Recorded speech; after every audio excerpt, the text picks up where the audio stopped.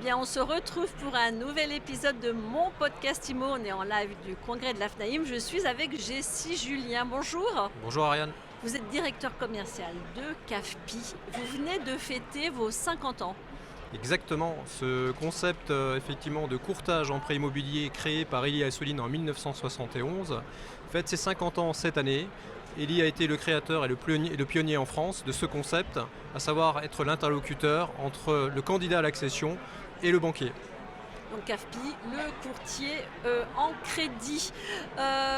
Pour vos 50 ans aussi, vous avez changé d'actionnaire chez CAFPI. Ça fait l'actualité. Nous avons un nouvel actionnaire qui est arrivé qui s'appelle Blackfin, qui est un fonds spécialisé dans l'assurtech et la fintech. Et c'est intéressant pour le développement puisque c'est un nouveau chapitre qui s'ouvre dans notre histoire avec le fait de pouvoir capitaliser sur l'existant, les 50 ans, mais également de se projeter dans une conquête et une transformation digitale avec une ambition très claire, être le leader incontesté du courtage, mais également devenir une fintech. Dites-nous, on est au congrès de l'AFNAIM, quels sont vos liens avec les agents immobiliers, avec l'AFNAIM en particulier? Alors nous avons une relation qui est extrêmement ancienne avec les agents immobiliers puisqu'on a coutume de dire que c'est un peu notre liquide amniotique. C'est-à-dire qu'aujourd'hui, 40% de notre activité se fait grâce à l'intermédiation avec les acteurs de l'immobilier. Et on a une relation très étroite avec l'AFNAIM. Nous intervenons comme partenaire exclusif au national, mais également dans les chambres. Donc c'est vraiment un partenariat ancien, solide, et c'était important pour nous que d'être à leur côté au moment de ce congrès. Alors je suis agent immobilier, je veux travailler avec CAFPI. Est-ce que j'ai un statut d'apporteur d'affaires? Qu'est-ce que je gagne au passage? Comment ça fonctionne? C'est tout à fait ça, c'est-à-dire qu'aujourd'hui l'idée c'est d'être apporteur d'affaires. Et comment est-ce que nous sommes intéressants pour l'agent immobilier? Tout simplement, nous allons pouvoir lui faciliter en fait ses ventes en lui assurant que ses futurs clients sont finançables. Nous avons aujourd'hui des outils qui sont complètement embarqués. D'ailleurs, un outil qu'on a mis à disposition de l'AFNAIM qui s'appelle l'avis de faisabilité. Cet avis de faisabilité permet tout simplement de calibrer l'enveloppe du futur candidat à l'accession à partir de quelques éléments qu'on va remplir dans un outil. Donc là, c'est protéger la vente de l'agent immobilier, mais c'est également lui permettre de déterminer une enveloppe très précise pour pouvoir faire le choix de ses visites.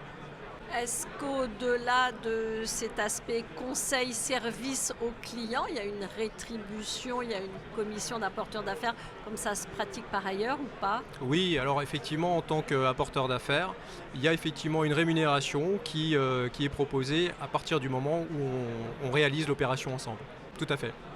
Et alors c'est de quel ordre?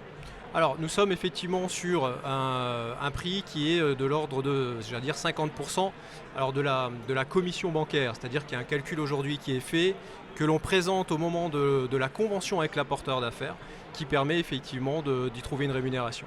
Ce qui donne en moyenne, je vous pousse dans vos retranchements. Non, mais j'ai pas de sujet. En moyenne, on va dire que c'est 50% du montant du prêt, à peu de choses près. Et le montant d'une commission sur un prêt standard? Aujourd'hui, le montant d'une commission, ça varie entre, 500 et 800 euros. Voilà, comme ça, Tout à fait. les agents immobiliers qui nous écoutent ont un ordre de grandeur. Évidemment, ce n'est pas la motivation principale. Non. La motivation principale, c'est d'accompagner et de faire que les dossiers soient finançables, ce qui est de plus en plus compliqué. Alors, plus en plus compliqué, on est sur un marché qui a une bonne vitalité, 240 milliards de crédits cette année, ce qui veut dire que quand même c'est actif. Il y a plus d'1 200 000 transactions à date quand on se parle, donc le marché va bien. Par contre, au niveau des banques, il y a un élément qui va changer début d'année, c'est l'application stricto des critères HCSF.